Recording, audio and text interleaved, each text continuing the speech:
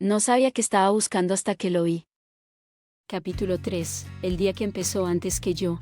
La lluvia comenzó entrada la noche, cuando yo ya llevaba un buen rato con los ojos cerrados intentando convencer al sueño de que me encontrara. Pero el sueño no venía. No era insomnio, era otra cosa. Cada vez que cerraba los ojos veía lo mismo. Un muro gris, un murmullo lejano de voces que no distinguía. Y entre todo eso unos ojos verdes que no sabía olvidar. No era un recuerdo, era un eco que volvía y volvía como si alguien llamara desde muy adentro. Debí dormirme a medias porque lo que vino después no era de todo sueño ni del todo vigilia. Soñé que caminaba por el Pont Bell, pero no era el Pont Bell de siempre. No aquel puente corto y viejo que unía dos partes del pueblo. Era más largo, mucho más, casi interminable, como si la noche lo hubiera estirado. Las piedras estaban tibias bajo mis pies, suaves, respirando. El río corría oscuro, grueso, con un brillo verde que se encendía cada vez que lo miraba. No sabía si era reflejo del agua, o de aquellos ojos que me habían perseguido todo el día. Escuché un murmullo, no palabras, un sonido suave, como cuando alguien te llama pero no se atreve a decir tu nombre. Me giré, no había nadie. Solo el viento moviendo el agua, dibujando remolinos que parecían pupilas que se abrían y se cerraban. Te estás obsesionando, quise avanzar pero el puente no terminaba nunca. El agua subía un poco, el brillo verde también, y entonces lo vi, al fondo en el extremo del puente apareció algo, una silueta quieta, borrosa, sin rostro aún, pero con dos puntos verdes brillando en la oscuridad. No se acercaban, no se alejaban. Solo estaban, intenté caminar hacia ellos, pero el puente se volvió estrecho, casi filo, y la corriente golpeó con un estruendo profundo. Un ruido fuerte, seco, casi igual que el timbre del recreo, pero multiplicado. Abrí los ojos de golpe. La habitación estaba oscura salvo por una línea de luz que venía del pasillo. La lluvia golpeaba el tejado con un ritmo irregular, como si también estuviera inquieta. Respiré hondo varias veces convenciéndome de que el puente, la silueta, y aquella mirada no estaban allí, dentro de mí, pero seguían dentro de mí. Estás jodido, me dormí otra vez sin descanso, no sé si dormí media hora, 3 o ninguna, pero sí sé esto, esa noche algo empezó. Algo pequeño, algo que uno no sabe nombrar a los 11 años, pero que muchos años después reconoce al instante. Me desperté antes de que sonara el despertador, como si el sueño no hubiera querido irse del todo. El cuarto estaba frío, húmedo. Por un segundo no supe si seguía sobre el puente del sueño o en mi cama. La casa tenía ese silencio previo a la actividad. Lo conocía bien, el roce de la cuchara de mi madre. Los pasos que no querían despertar a nadie, un cajón abriéndose y cerrándose al fondo, donde mi hermana buscaba algo que solo ella entendía. El olor a tostadas comenzaba a deslizarse por el pasillo. Me vestí despacio, no quería mirarme en el espejo, tenía miedo de encontrar algo en mis ojos que no debía estar allí. No eres el mismo que ayer. En la cocina la luz amarillenta se reflejaba en los azulejos, creando ese brillo humilde que siempre me había parecido seguro. Mi madre me puso el desayuno delante sin mirarme del todo, como si su intuición, esa brújula silenciosa que tienen las madres, hubiera detectado algo que ni yo mismo entendía. Hoy refresca, dijo mientras dejaba el cuchillo sobre la tabla. Ponte la chaqueta buena, la de los botones grandes. Asentí sin pensar, ella siempre hablaba del frío cuando quería evitar otros temas. Era su manera de no abrir cajones que daban miedo, de no encender preguntas cuyas respuestas quizá no sabríamos sostener. Mi hermana pareció medio despeinada con el uniforme abrochado solo en 2 botones, y esa seguridad natural que yo aún no sabía fabricar. Su pelo, siempre rebelde, estaba húmedo por la lluvia aunque hubiera salido solo hasta el rellano por no sé qué. Te vi entrar en sueños, dijo sin tono de misterio ni intención de hacerme daño. Como si llegaras tarde a algo. Llegar tarde se me da bien, respondí. Ella sonrió con la boca, no con los ojos. Pues espabila, la Edelweiss no espera a nadie. Se colgó la mochila y salió por delante como hacía siempre. No necesitaba mirar si yo la seguía, daba por hecho que su hermano pequeño iría detrás. Mi madre me acompañó hasta la puerta. No te preocupes por encajar, dijo, eso viene solo. Sabía que estaba mintiendo, lo supe entonces y lo sé hoy. Encajar no viene solo, nunca viene solo, pero asentí de todos modos. Salí a la calle. La lluvia fina seguía cayendo con indecisión, como si el cielo dudara entre soltarlo todo o aguantar un poco más. Mis zapatillas se mojaron en el primer charco, y el frío me subió por los tobillos. Caminé hacia el río sin pensarlo, mis pies conocían el camino mejor que mi cabeza, como si algo dentro ya hubiera tomado la decisión antes que yo. El Pont Bell apareció, oscuro y hermoso en su melancolía. Las piedras brillaban como piel mojada. La baranda estaba fría, tan fría que parecía absorber el calor de mis manos. Me detuve justo en el centro, el mismo lugar donde me había detenido ayer. El mismo lugar donde, sin saberlo, mi vida había empezado a moverse hacia otra cosa. Respiré hondo, no porque lo necesitara, sino porque sentía que alguien o algo me esperaba al otro lado. Ella no estará. Me lo dije con claridad, como quien se vacuna contra un pensamiento imprudente. Pero la frase sonó a mentira. El agua bajaba más alta que ayer, arrastrando hojas amarillas que giraban como pequeños secretos en fuga. El sonido era más grave, más adulto, como si el río también estuviera pensando en voz baja. Seguí caminando, el aire olía a tierra mojada, a ropa húmeda, a nervio. No era miedo, no era emoción. Era anticipación, esa vibración rara que aparece antes de que la vida dé un giro que no sabías que estabas a punto de dar. Cuando la Academia Edelweiss apareció al fondo, recortada contra el cielo gris. Sentí un vuelco pequeño pero nítido, como una campanada interna. Los ventanales empañados dejaban escapar un murmullo tenue de voces. Los primeros grupos ya se formaban en el patio, repitiendo el ritual del día anterior, como si el mundo escolar viviera de repeticiones y jerarquías invisibles. Pero yo no era exactamente el mismo. Algo en mí estaba más despierto, más afilado, más atento. Dani me saludó desde la entrada con esa energía que nunca parecía acabársele. Tío dijo, hoy sí que pareces vivo, no he dormido mucho, pues te irá bien. Aquí nadie duerme. Nos colocamos en la fila de quinto B. El suelo estaba encharcado y el barro se pegó a mis zapatillas, pero no me importó. Cuando uno lleva un mundo nuevo en la cabeza, el barro es lo de menos. Y entonces ocurrió. No un milagro, no una señal del destino, algo más pequeño y por eso más devastador. Karina salió del edificio junto a la misma chica morena de ayer. El pelo le caía húmedo por la lluvia. Llevaba una carpeta azul contra el pecho. Caminaban despacio, hablaban de algo que yo no escuché, y cuando cruzaron por delante de nosotros, ella levantó los ojos. Me vio, un segundo, nada más, una mirada breve, mínima, casi indiferente. Pero en mí retumbó como si un tambor hubiera explotado dentro del pecho. No sonrió, no frunció el ceño, no cambió el paso, Solo reconoció que yo estaba allí, y siguió caminando. Ya está.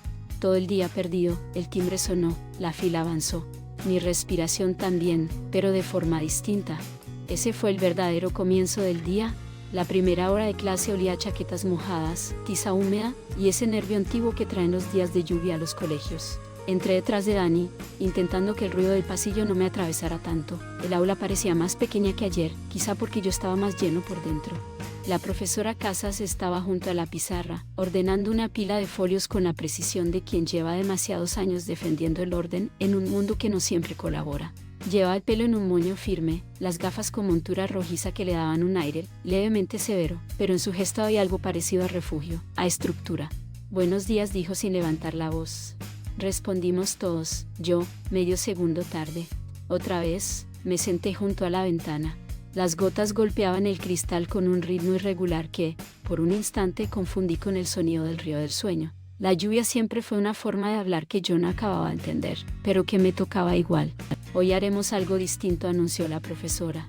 Quiero que escribáis una redacción corta, media cara, tema libre. Un murmullo cruzó el aula. Ella no se inmutó. Tema libre, añadió, no significa escribir cualquier tontería. Significa que quiero saber cómo pensáis cuando nadie os dice por dónde caminar. Ese cuando nadie os dice por dónde caminar me atravesó más de lo que debería. Quizá porque justo ese día no tenía claro dónde estaban mis propios pasos. Abrí la libreta nueva. El papel olía a promesa, o a miedo, a veces se parecen tanto que uno no distingue. Dani escribió su nombre arriba con una letra rápida y expandida.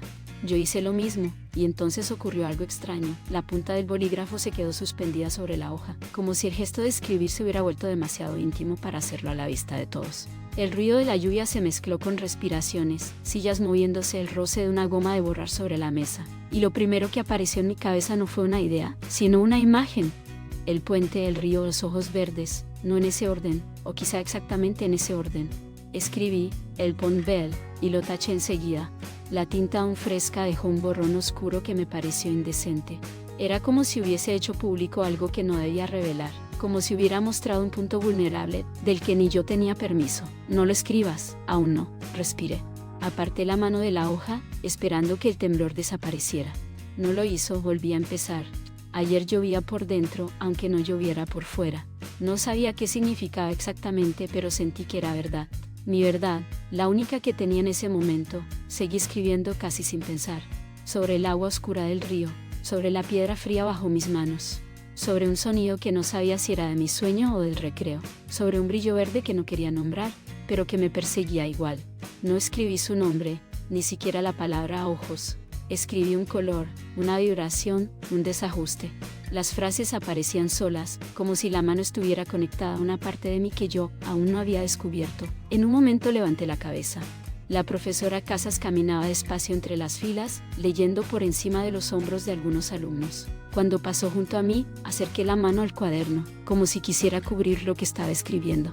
No se detuvo, no miró, no preguntó, y de una forma extraña, eso me calmó. Que no lo leyera lo hacía más mío. Cuando terminé, cerré el cuaderno sin releer. No quería ver lo que había escrito, no todavía.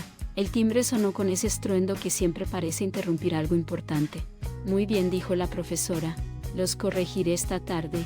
Dani guardó su libreta y me miró con una ceja levantada. Tío, ¿qué has puesto? Nada, ya, seguro, dijo ya como quien dice lo sabré tarde o temprano. Salimos al pasillo, olía a humedad, libros mojados y algo más tenue, la prisa de todos por llegar a algún sitio. Yo caminaba en silencio, no porque no tuviera palabras, sino porque tenía demasiadas. Y entonces escuché. Nuevo, me giré. Marcos estaba apoyado en una columna con la pelota bajo el brazo y una expresión que mezclaba confianza y aburrimiento, como si llevara toda la vida sabiendo que el mundo se abría a su paso. Se acercó un par de pasos. ¿Vienes de la Pobla, no? Asentí. Él hizo una mueca mínima, casi una aprobación. Ahí el río baja fuerte. Dicen que si te caes, te arrastra hasta Guardiola. No supe si reír o si quedarme quieto. Cuidado, entonces añadió. Aquí también hay corrientes. ¿Qué corrientes? Y se fue sin esperar respuesta, con esa forma de caminar que tienen los que saben dónde empieza su territorio y dónde acaba el de los demás. Dani soltó una risa nerviosa. No te asustes, habla así con todo el mundo. Pero no era miedo lo que sentía. Era otra cosa, una intuición que no sabía formular.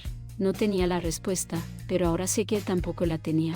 Volvimos a clase, la lluvia seguía cayendo, mi cabeza también, y en algún lugar del patio Karina caminaba sin saber que media redacción y medio capítulo de mi vida se había escrito con ella sin que apareciera su nombre anco. Salimos del colegio cuando el cielo parecía más bajo que por la mañana. La lluvia fina seguía cayendo constante, con esa insistencia suave que no molesta, pero tampoco deja pensar del todo. Dani se despidió en la esquina de siempre, levantando la mano sin girarse, una despedida práctica, sin adornos, típica de los chicos que no necesitan explicarlo todo para demostrar que están. Yo tomé el camino hacia el Pont Bell. El río había subido un poco, no mucho pero sí lo suficiente para que el sonido fuese más grave, como una voz adulta hablando desde adentro. El agua chocaba contra las piedras con un rumor más ancho, más pesado, y por un instante tuve la impresión de que el río sabía algo que yo no sabía todavía. Me apoyé en la baranda, las gotas resbalaban por el metal frío, sentí el aire húmedo en la cara. No estaba cansado, necesitaba anclarme, encontrar un punto fijo en un día que había empezado antes que yo. El agua arrastraba hojas amarillas, pequeñas ramas, burbujas rotas sin motivo. Y yo sentía sin poder explicarlo que todo lo que no había dicho en clase bajaba también por ese cauce. Deixa de imaginar cosas, fue un intento de orden, pero no funcionó. Seguí caminando hacia casa. La Pobla olía a otoño de verdad, ese momento exacto en el que el verano se rinde, y el invierno aún duda si bajar de las montañas. Al abrir la puerta, la casa me recibió con vapor de caldo, olor a verduras recién cortadas, y ropa húmeda secándose junto al radiador. Ese olor siempre había sido sinónimo de casa, de refugio, de frontera segura, pero ese día me pareció distinto, como si algo dentro de mí ya no encajara del todo con esa calidez. Mi madre, sin levantar mucho la vista, preguntó, ¿qué tal hoy? Me encogí de hombros. Bien, ¿cómo? El tipo de pregunta que desarma a cualquiera que vive un día que no entiende. Normal, clases, lluvia, punto. Ella asintió. Normal era la palabra que más paz da a los adultos, aunque casi nunca sea cierta. Mi hermana apareció desde el pasillo con el uniforme arrugado, y el pelo chorreando gotas que parecían empeñadas en ignorar los paraguas. Hoy te he visto en el recreo, dijo mientras se sentaba. Estabas muy concentrado. ¿Concentrado en qué? No sé, parecías mirar algo fijo. El calor me subió a la cara tan rápido que no pude disimularlo. Ella, que tenía un radar infalible para estas cosas, sonrió con esa chispa de complicidad burlona que solo manejan los hermanos mayores.